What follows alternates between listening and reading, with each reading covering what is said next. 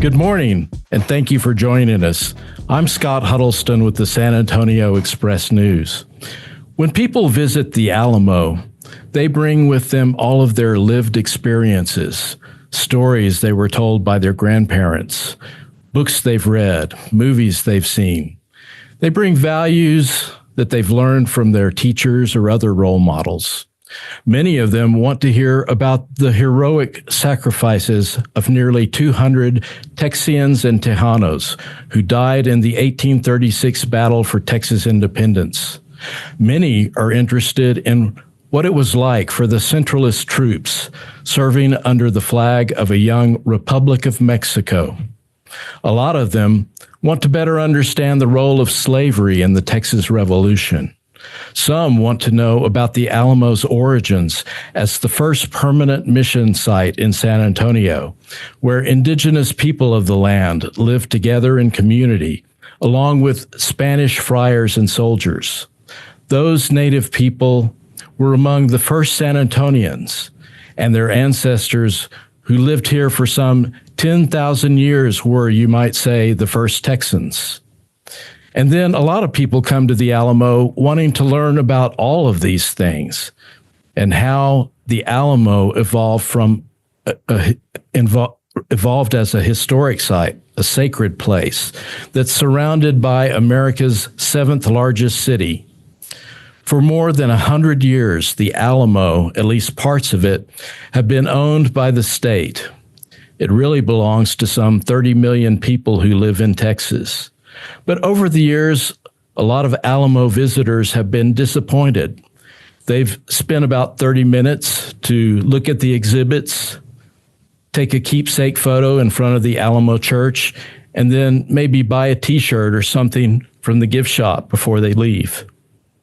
30 years ago, local leaders started talking seriously about a need to make the Alamo a more engaging place to visit.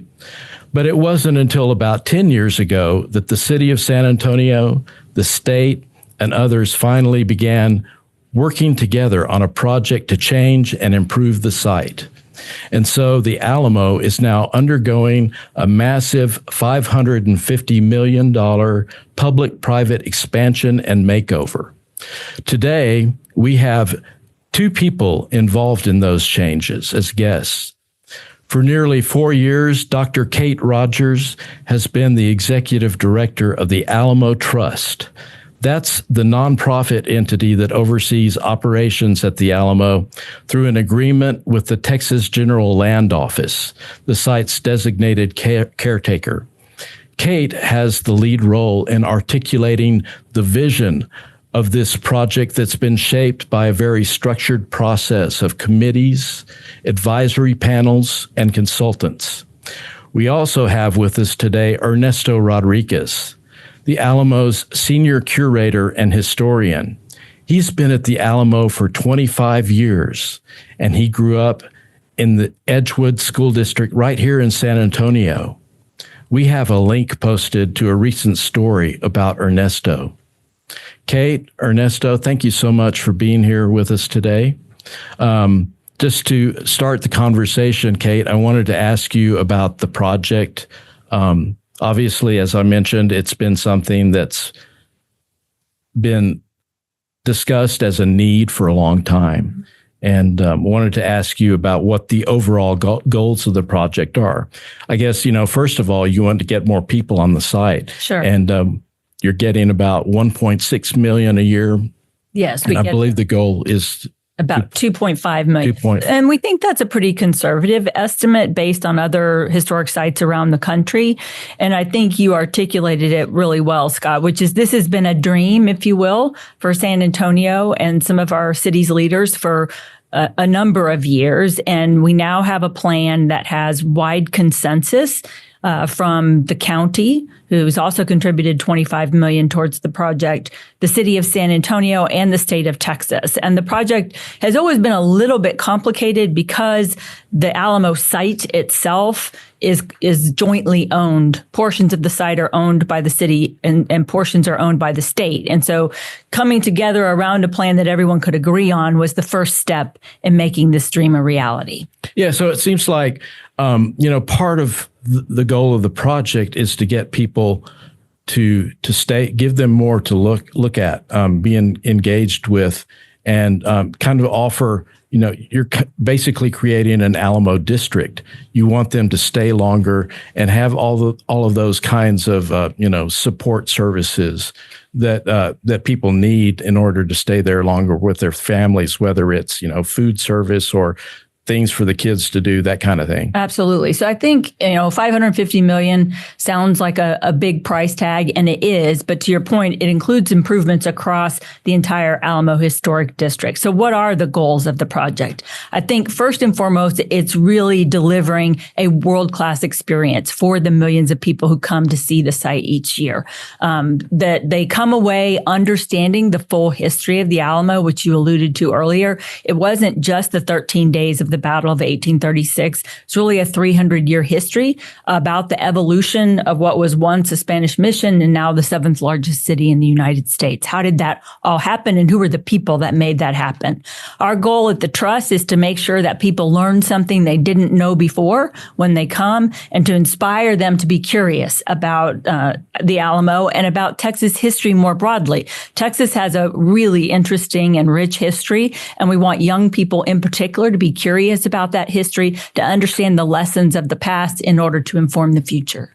Yeah, and I think one of the goals of the project is to provide a better spatial orientation, because that area has long been misunderstood, having been a plaza where you had cars driving through. And one of the first steps, and one of the first recognized steps, some 30 years ago, was to remove the traffic from the plaza. Yes. So that's been done. Yes. And Alamo Street is now closed from Commerce all the way up to Houston Street. And so the whole district is being redesigned to accommodate pedestrian traffic versus vehicular traffic. And that's all part of delivering a more reverent, more meaningful experience to the visitors that come. So you're talking about lots of improvements to the hardscape and landscape in and around the site. And to your point, reclaiming the original footprint of the battlefield, of the fort and the mission prior to that. Because when people come, many think that the church, the most iconic structure on the site, is the Alamo, not really understanding the full site, the compound, the many structures that were there in 1836 and even before that. Yeah.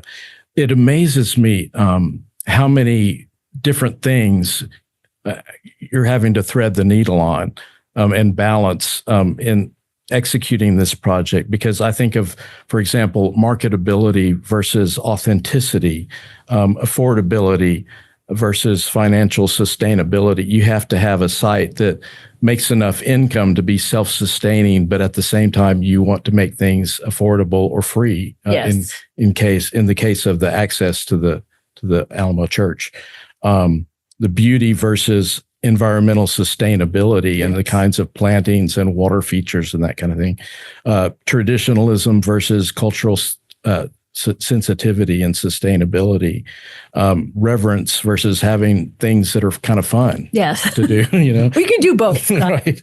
And then, of course, balancing the construction with the impact on businesses. That's, yes, an issue. So you have to be communicating with the businesses. There's so many things that you're doing right there in the heart of downtown San Antonio. And that's why it's such a challenging project. Yes, it is. So many different things. Yeah, agreed. So even if there had not been a famous battle at this site, depicted in books and movies, this was one of the founding sites of Texas. And this is, in some ways, the 300th anniversary of the site. This is actually the third site of the mission San Antonio de Valero, which first established in 1718.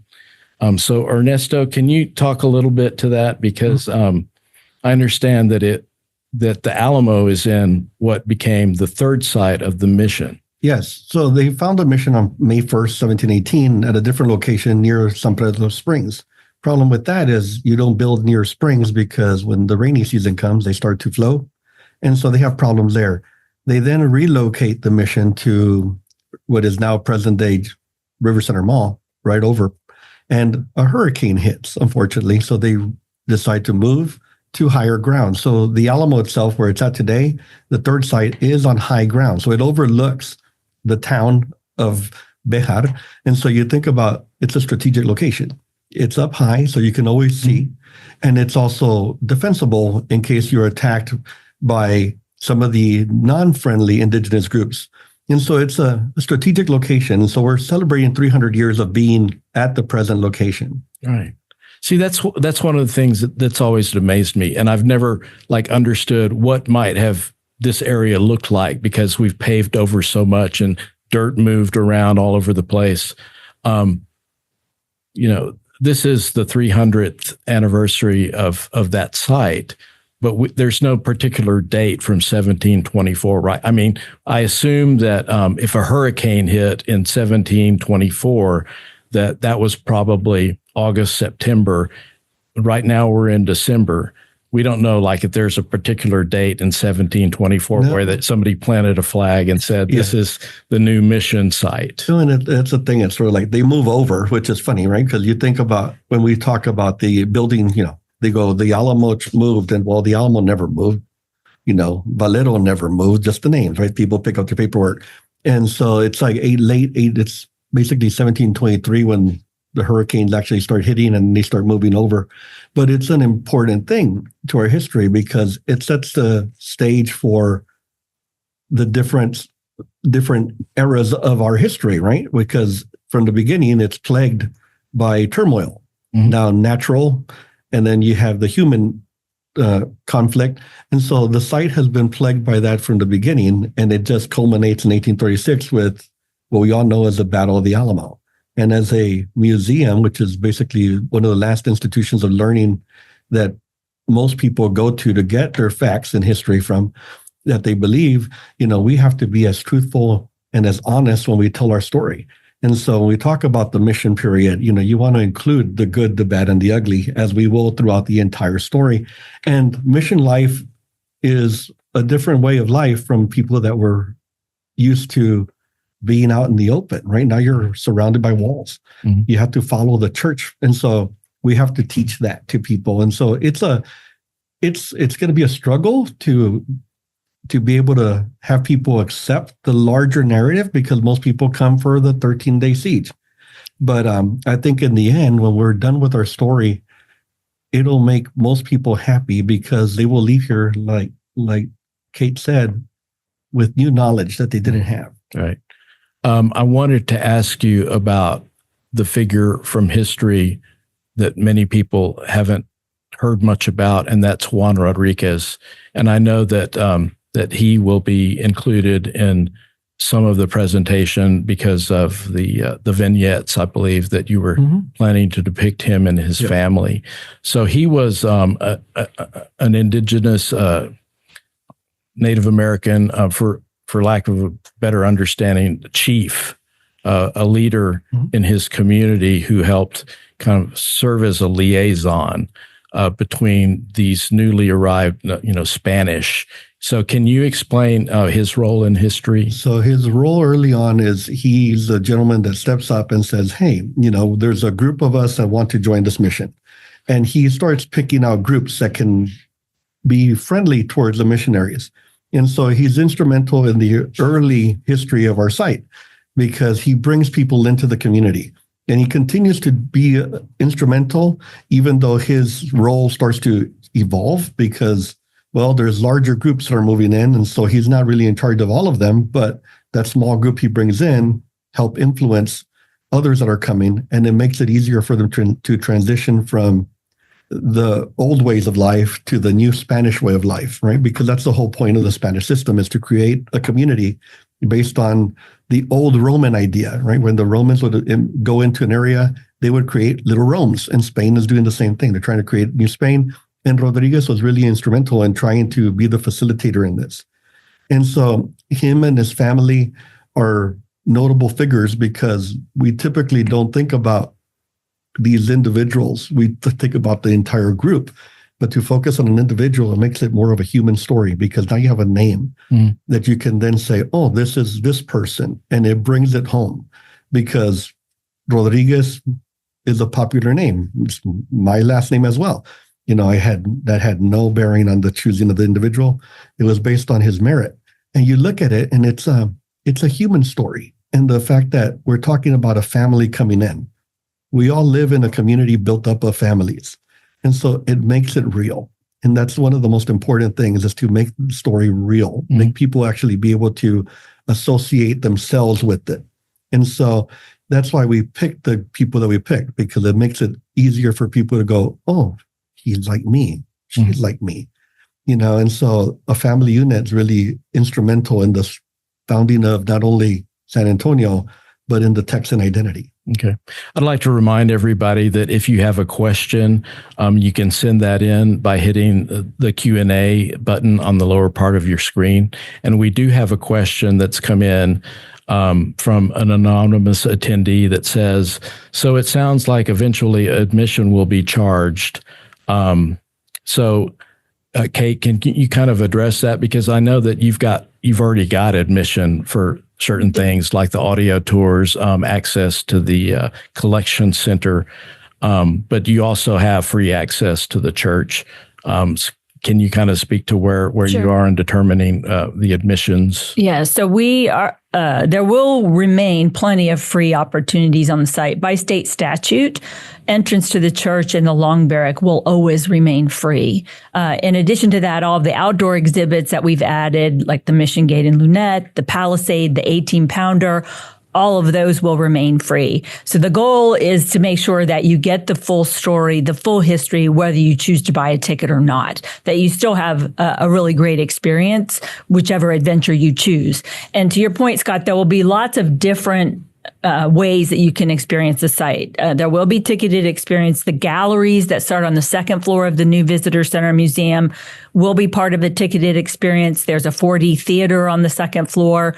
There's the collection center, which is already a paid experience. And you alluded to it earlier, part of our commitment to the state and to the city is that once this project is complete, after the tremendous capital investment that has been made, right, $400 million from the state of Texas, we won't come back and ask for operating dollars. So through multiple streams of revenue that obviously include ticketed experiences, but also paid tours, that audio or guided tours, retail, food service, event rentals. There will be many things available for folks. And you, like I said, using technology, you'll be able to come to the site, whichever way you enter, because it is a very porous site. You'll come into one of the many welcome centers that'll be available, and you do get to choose your own adventure of what you think might be most interesting to you and hopefully your family. Mm-hmm.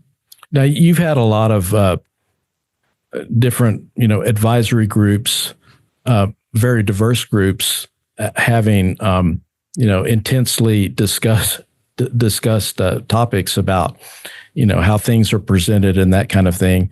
You have folks representing, indigenous groups, the African American community, a lot of different folks with different lived experiences. So I think I mentioned to Mayor Nierenberg one time that this is really a project about relationships, not just building something.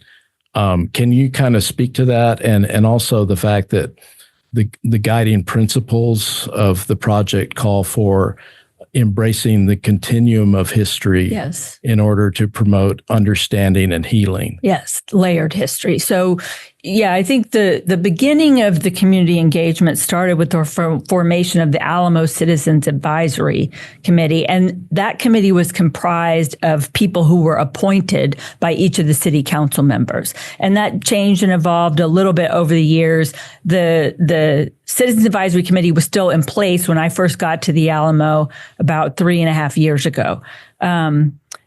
Then as we moved along in our planning, and especially in the development of the interpretive plan and the narrative that will inform all the exhibits across the site, we formed a museum planning committee that was specifically focused on the new visitor center museum, which is the largest of the new structures to be added to the site. It's about 160,000 square feet, 8 galleries telling the full history of the site.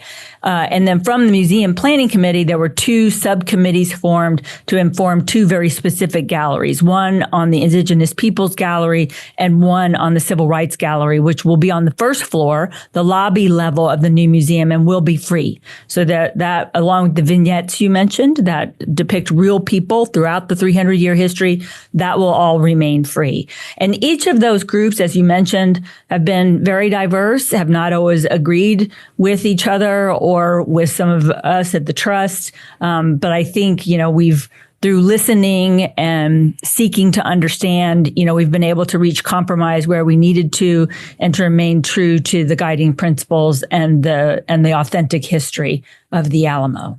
Okay, so we have a question from our former land commissioner, Jerry Patterson. Oh, yeah, he's on the committee. Yeah, so he's asking, understanding and healing, is that a goal of the Alamo management? Understanding for sure. I think as a team, we want to present the information again in a way that helps to educate people about things they didn't know before. And I'll allude to a specific individual who has been a topic of a lot of conversation, and that's Joe, who was the enslaved person that Travis brought with him. And so let's talk about that for a minute, because I think it's a good representation of how those concepts of understanding and healing come to fruition in a project like this. So as you know, there was a lot of debate about whether Joe should be depicted holding a weapon or not. And there was good discussion on both sides. I think we had a very well facilitated meeting with the Museum Planning Committee members where everybody had the opportunity to express their opinions. And then the group was able to reach consensus about the way that Joe would be depicted in the new museum. And how is that a reference point for healing and for understanding? There are many of our visitors who come to the Alamo today who would not know that there was an enslaved person or persons at the Alamo, who would not know that there were some at the Alamo who were fighting to protect their rights to own slavery.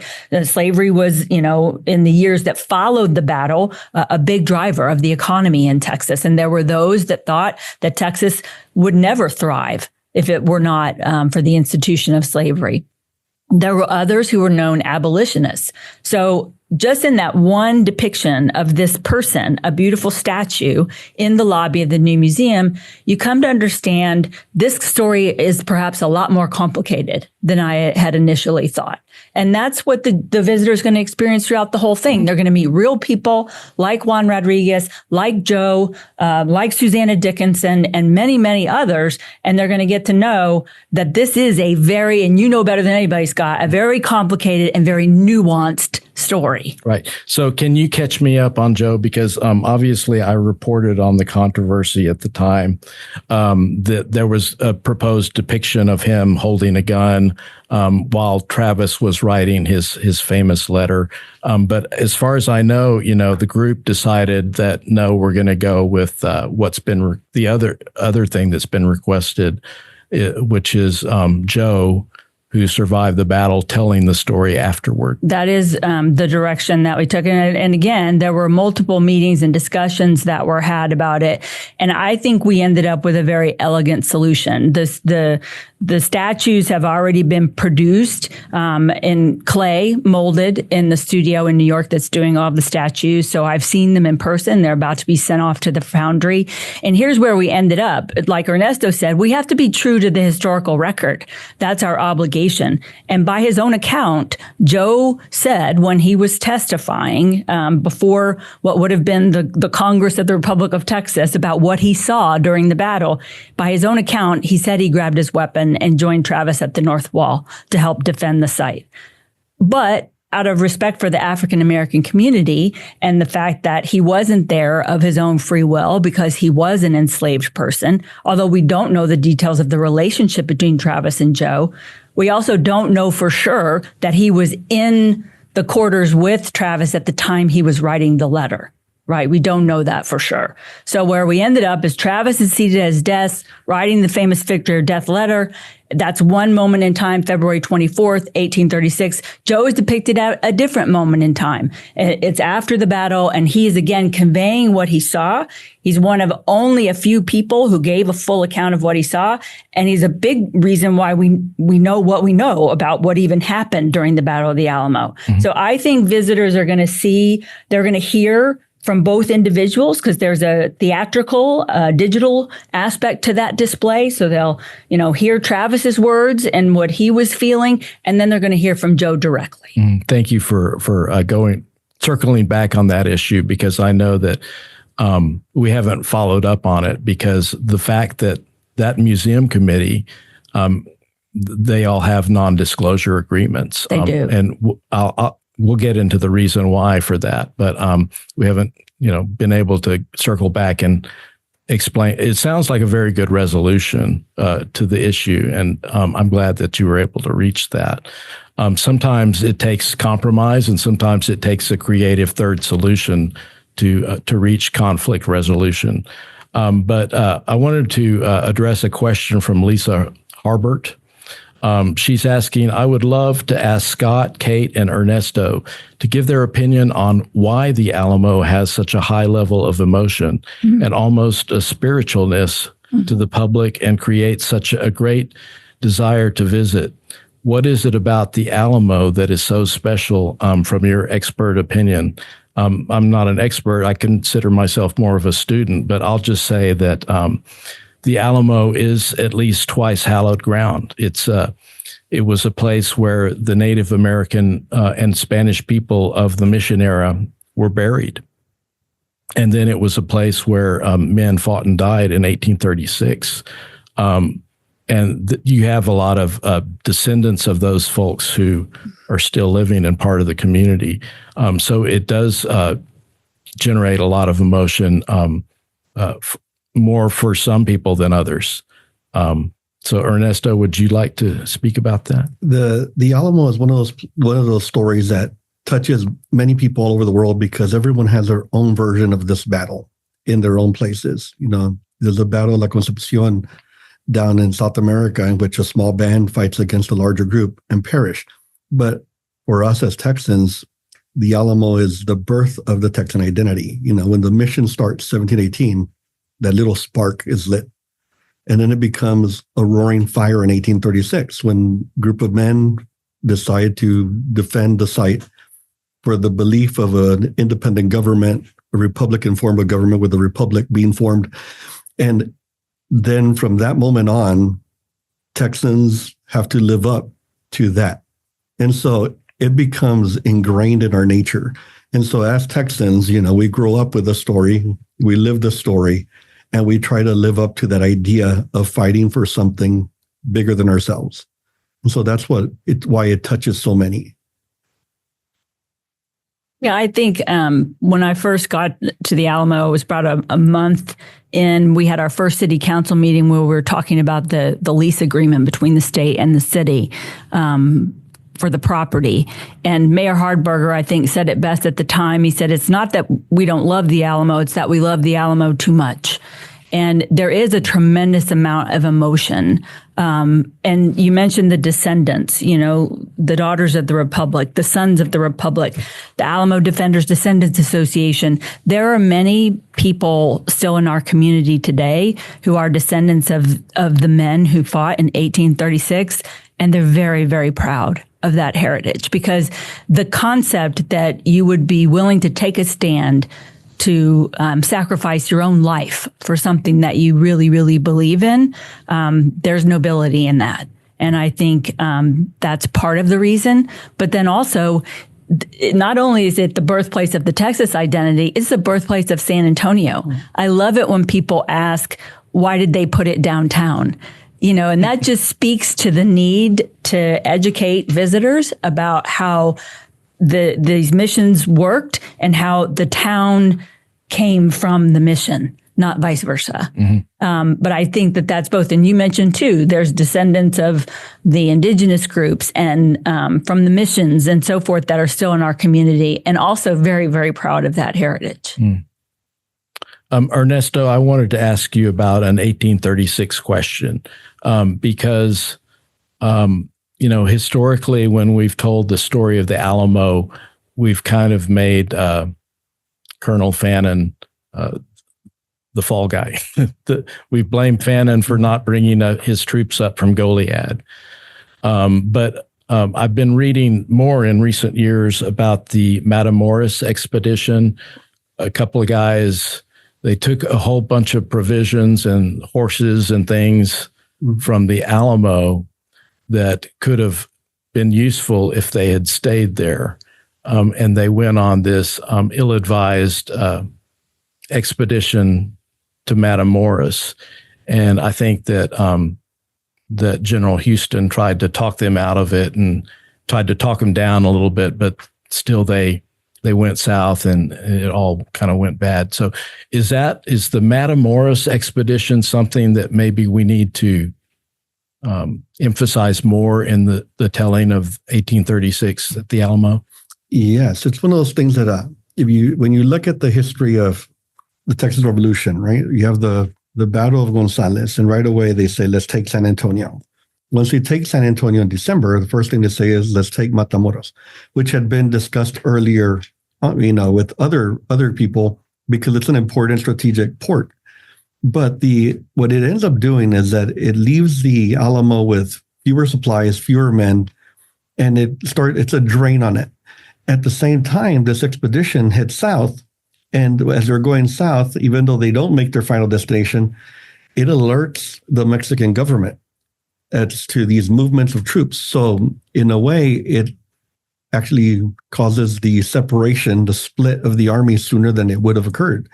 You would think that maybe they were going to make it to San Antonio, then split and go up the Goliad Road. But this actually forces them to reconsider, and Urea sent east. And so they send the man that's going to be basically undefeated in Texas east, and then he joins up with a group that's marching in that direction. So you think about it, it changes the course of history, but very few people know about this expedition. And a lot of these expeditions, when you think about it, you look at the continuation, right? The Texas Revolution basically doesn't end in 36 with Mexico, 842, they come up. And again, expeditions go south. You have the Somerville expedition that turns into the Mier expedition that ends terribly for us. And so you look at it, it's like these expeditions, while at the time they seem like they're going to do good, they really end up hurting more than anything else. And the Matamoros expedition leaves the garrison here in dire straits. Yeah. I also wanted to ask you about General Houston's orders to blow up the Alamo. Those weren't exactly really orders, right? Because he was suggesting that as a possibility for the provisional governor, Henry Smith. Yes, and he's basically, they send Bowie out here, right, to come and do recon work. And he meets, basically, first stop is La Bahia, and then he makes his way to San Antonio.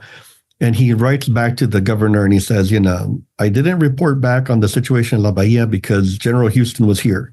So he has written a report on it.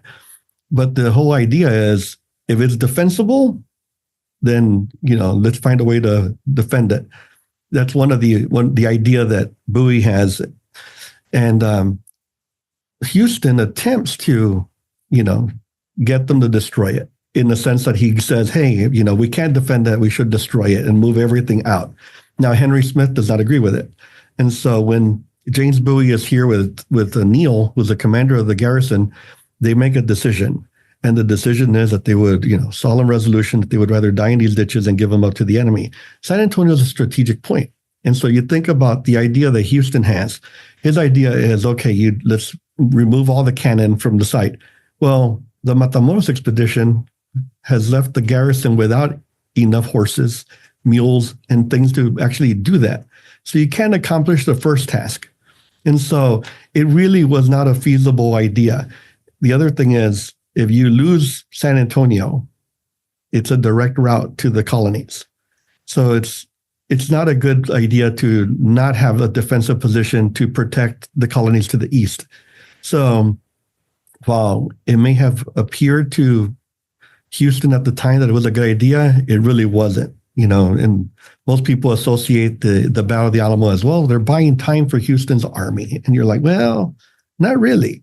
Houston's doing other things. They're basically protecting the East. They're protecting the people, the civilian population. And that idea of blowing it up, while it seems like a great idea in concept, it is not really something that can be done.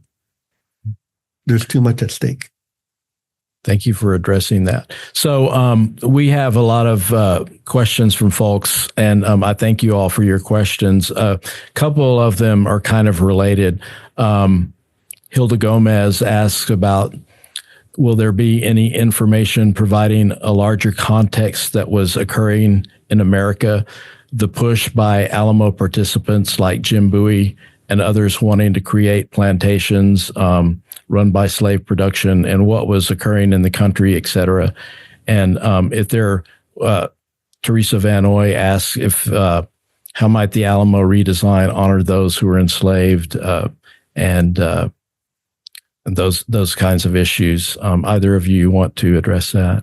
Yeah, so I think our intent is to address that in a very honest way, which is the role of slavery in the Texas Revolution, to speak about it clearly, but also based on primary sources and what we know, without making assumptions about the men who were inside the Alamo in 1836.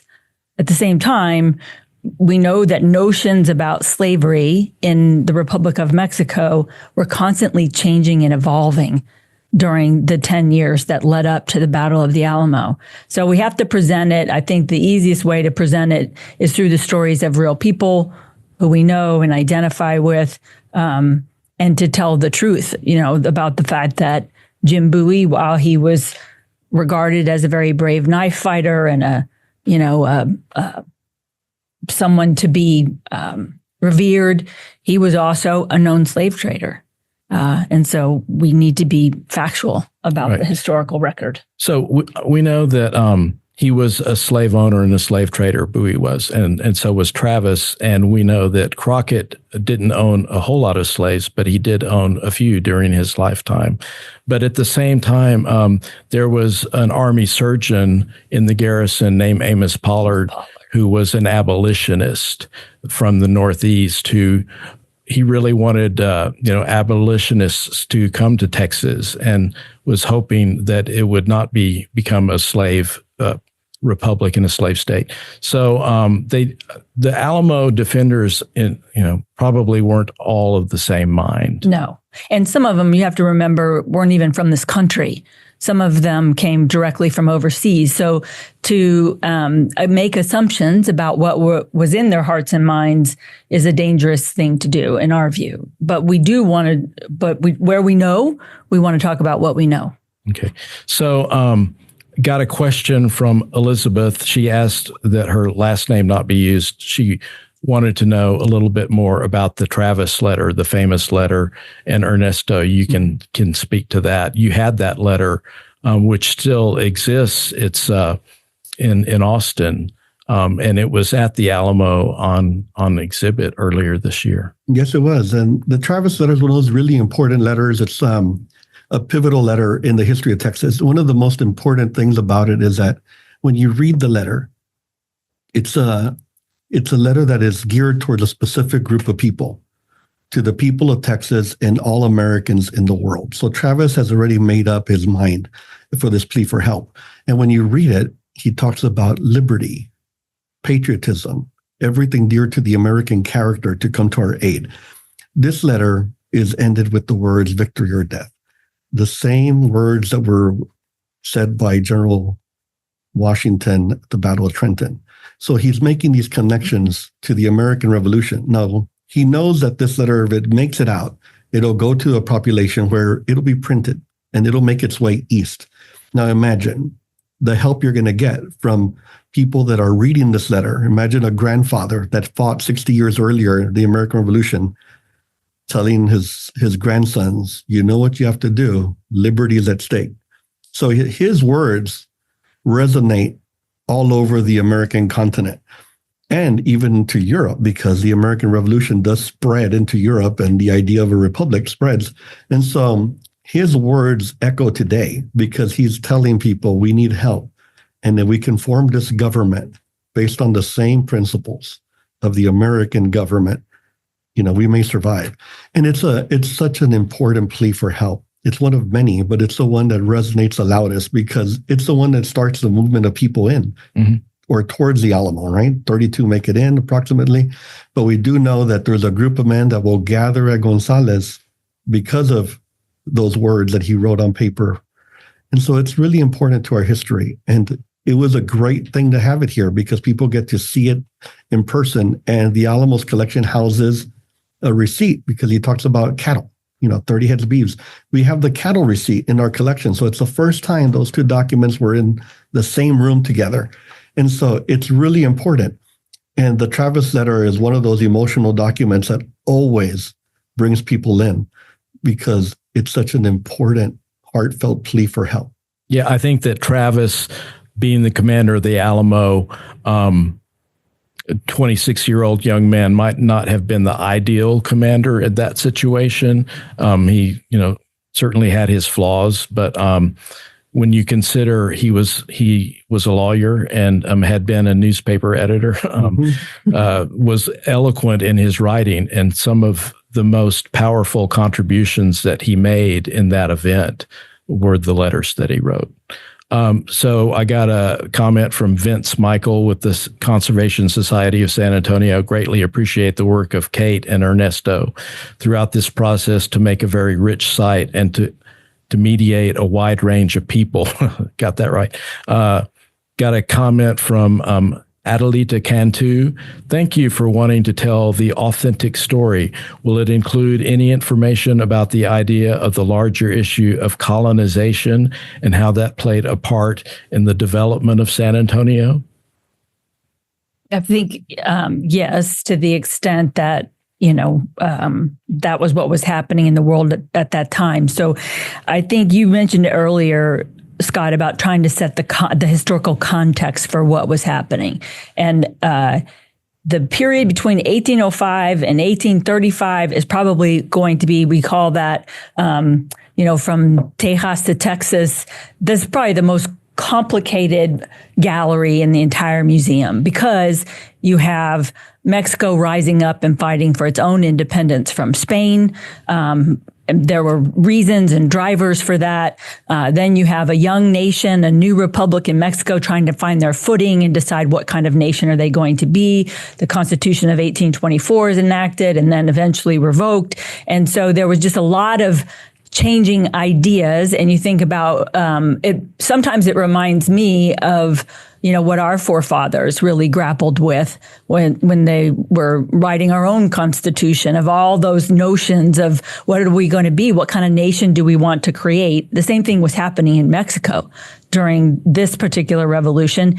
And we want to tell the story that ideas about freedom and independence and those ideals that are important to us as a state and as a country, they have continued to evolve. So why a civil rights exhibit in the new Alamo Museum? Well, it was right there in the Woolworth building was the lunch counter that was part of the integration that occurred in San Antonio in the 1960s. And so that represents the long struggle for true equality, true freedom, true independence for many, many peoples throughout our history. And so we do intend to talk about that. Okay. I appreciate the authenticity and the truthfulness. And I think that that's what young people want these days in historical interpretation. And that's how the Alamo will remain relevant. And it's also, I do feel that understanding and healing is a good guiding principle for the project. Healing is a process, and it starts with what happened. And then from there, you take it to how do we feel about what happened and where we've evolved, where we've come, and where we can go forward. Our team internally was just finished reading a book. We do group book study, and it was about, having these difficult historical interpretations inside museums and how you give visitors the space to reflect and to think about what they've learned. So one of the culminating experiences in our new museum is just that. It's a space where you'll reach the end of your journey. You'll be presented with a number of words and images and so forth that resonate with you. So you're essentially building a massive digital collage of what the Alamo means to you. And that represents all the visitors who are in the museum on that particular day. But to your point, to the extent that any museum is offering information that might challenge a traditional narrative or a certain set of values that a visitor is bringing to the table, and we have to remember that visitors, like you said early on, they're bringing their own lived experience, their own personal values to the table, and they have to be able to assimilate this information into how they see the world and themselves in it. Mm-hmm. The thing too about our story that's really makes it really, really special is that the battle story is a story of the voiceless. You think about, where would we get the story from? Women, children, and the enslaved. And that makes us unique because all the men die at the battle. So when you have people that typically were not heard being the loudest, it makes it really, really special because you get a different perspective and point of view. And so we're excited about what we're doing because we're able to tell a broader version of the Alamo story from its beginnings through modern time in the most historic way that we can with documentation. And documentation is always important, because you can reference something that happened in the past and be able to support it. And so it's exciting. One of the galleries that's going to be really exciting for a lot of people is the one that talks about how we remember. Yeah. Yeah. So we have a lot of questions and comments from folks. A compliment, actually. It says, there will always be debates and controversies related to the Alamo. I commend you all of you, in your attempt to be sensitive to this very important subject in American history. Present the facts and let us all hear all the voices in civil discourse. That was from Yvonne Guerra. Thank you. Robert Hicks asks a question: will there be any additional names added to the cenotaph, such as Charles Zanko? Yeah, so our historical research team right now is working on a complete review of all of the Alamo defenders, and those that we know the least about, including those who came directly from overseas. Who were they? Where did they come from? What circumstances? Who were their families? What may have driven them to come to fight in the Battle of the Alamo? So yes, the intent is that any of those out of this project will come, as of what we know now, the definitive list of who we know was there. Mm-hmm. On March 6th. Okay. And that's going to be part of a whole lot of things going on with the cenotaph, yes, including a full restoration and a beautification of that monument. Yes. We're not going to go to the extent of necessarily changing what's on the marble monument. In fact, we're taking great care to protect any of the sculptured pieces of marble as we go through the restoration, because we wouldn't want to damage any of those because they're historic in their own right.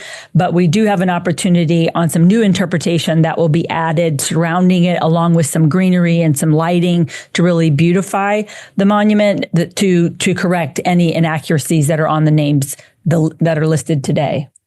So one of the attendees, Jim Barkley, is saying, this whole thing needs to be available on a website. I want so many others to see this. As a Texan who has watched the presentations at the Alamo many times, I've been troubled that others don't understand the rich complexity of the site or get to feel the emotions I feel at this place. So, Kate, I know that you're building the education center scheduled to be completed next year, I believe. And that will include an online studio where you'll be able to provide learning worldwide. Absolutely. Right? So I think, you'll see two things, right? Improvements to the Alamo website, more generally, but education, just as much as we want to be a world-class visitor destination, we also want to offer world-class educational programming. And that means not just for students, but also for teachers. So, and we're not waiting until the Ed Center opens. Right about this same time next year is when the Education Center will be complete with multiple classroom spaces, a brand new STEAM lab for science and technology and engineering programming, a designated area for our youngest learners, pre-K students.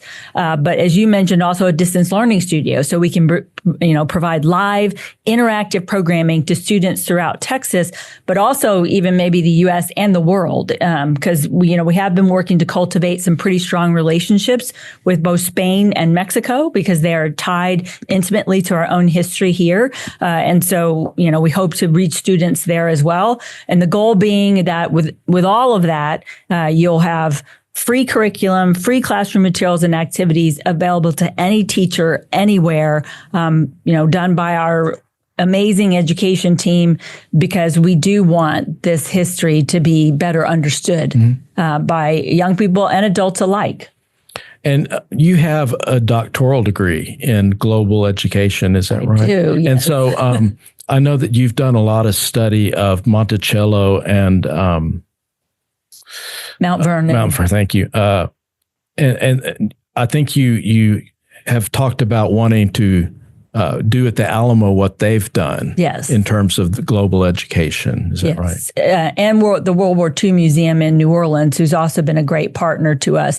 And specifically what they offer in terms of multi-day professional development experiences for teachers. So we did our first Revolution Road trip last year to Goliad, San Felipe de Austin, and on to San Jacinto. We just did another trip to Goliad in this fall, but in June, we were able to take a group of teachers from all over South Texas to Mexico City for 5 days of professional development, all expenses paid. They were able to go to Chapultepec Castle in person to see the New Orleans Grays flag, to see one of Santa Anna's wooden legs, to stand in the place to see where Santa Anna perished. It was a very moving experience for sure. Okay. So an anonymous attendee asked, when listing the revenue sources, one thing not mentioned was the gift shop. Has that been eliminated? I can tell you, no, it hasn't. And probably there's some things that you could speak to in terms of wanting to improve the quality of the gift shop. I know that you're going to be moving it to the new Museum and Visitor Center, which is scheduled to open in 2027. And you're going to use that space, I think they used to call that the Sales Museum, as an event area, if I'm not mistaken. That's going to be one of the last phases of what we call the Alamo Project. So can you kind of speak to that? You still have a gift shop that's still selling the T-shirts? And the gift shop does very well. And up until the past couple of years had historically been the largest source of revenue on the site. So a couple things, right? When we move to the new Visitor Center Museum, the retail space will be more than 2 times what we have today. So retail will play a huge role.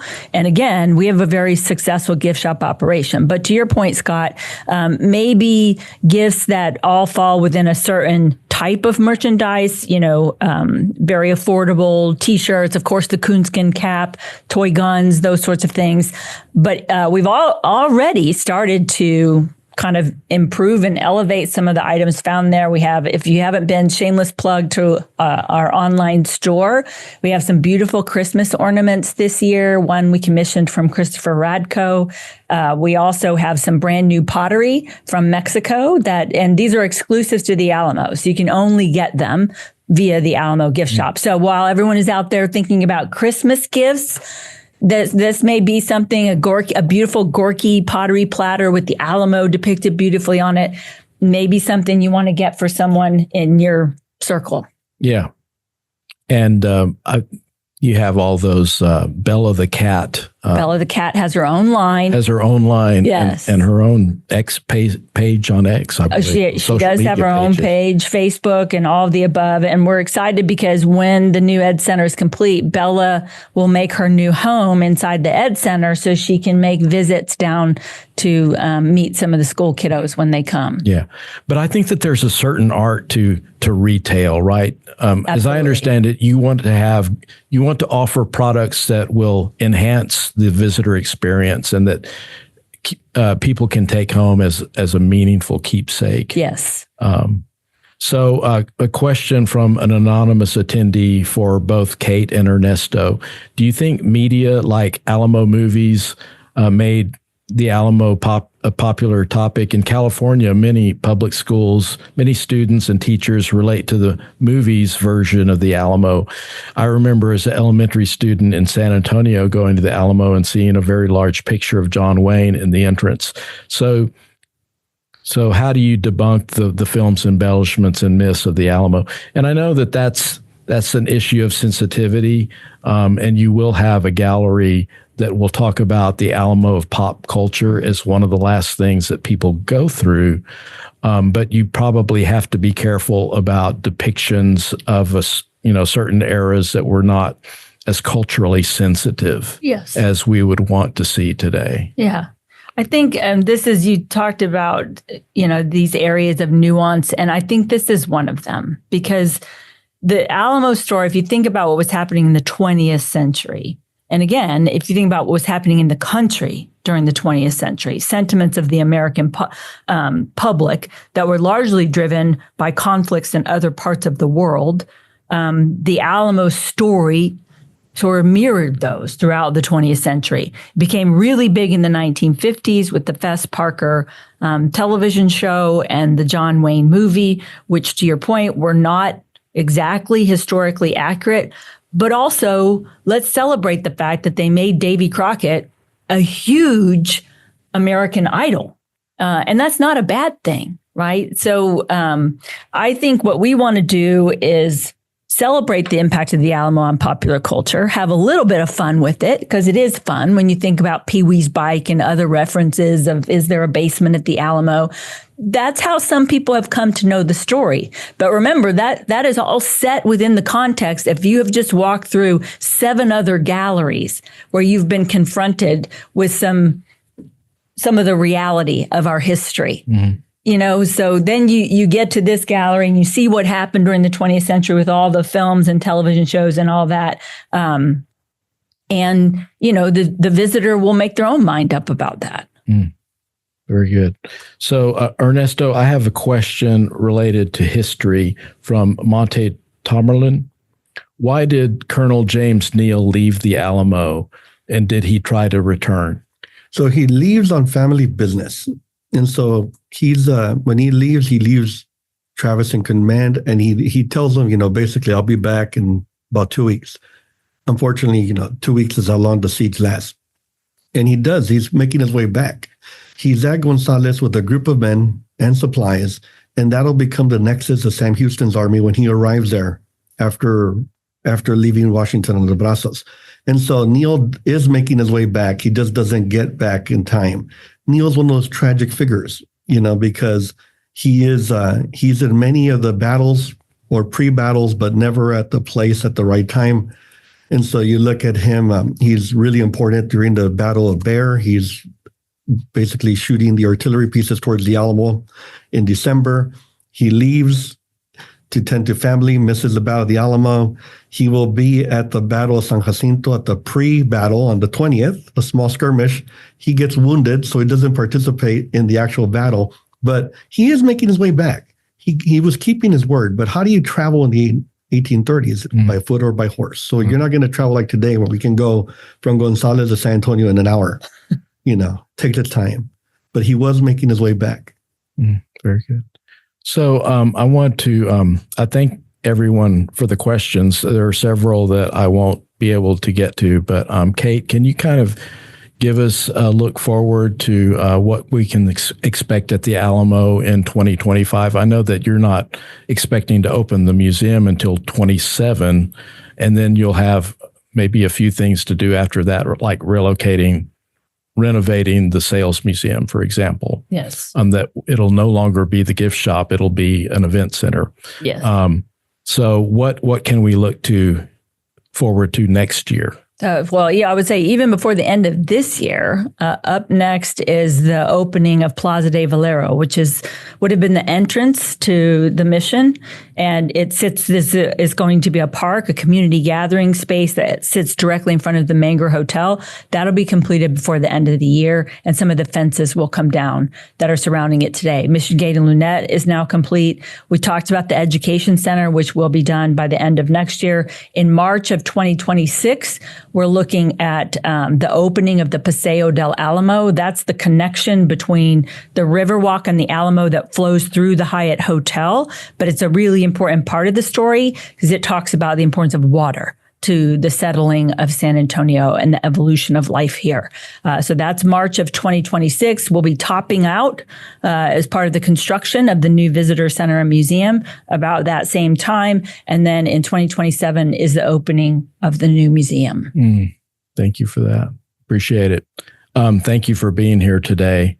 I just want to say that we reported out last weekend on the passing of our former Mayor Howard Peak, and he was one of the early protagonists on having a better experience at the Alamo. And so just in closing, I'd like to say that my heart goes out to all of you who knew and loved Howard. So thank you for your time. I appreciate all the questions. I wish everybody a joyous holiday season and a happy new year. Thank you.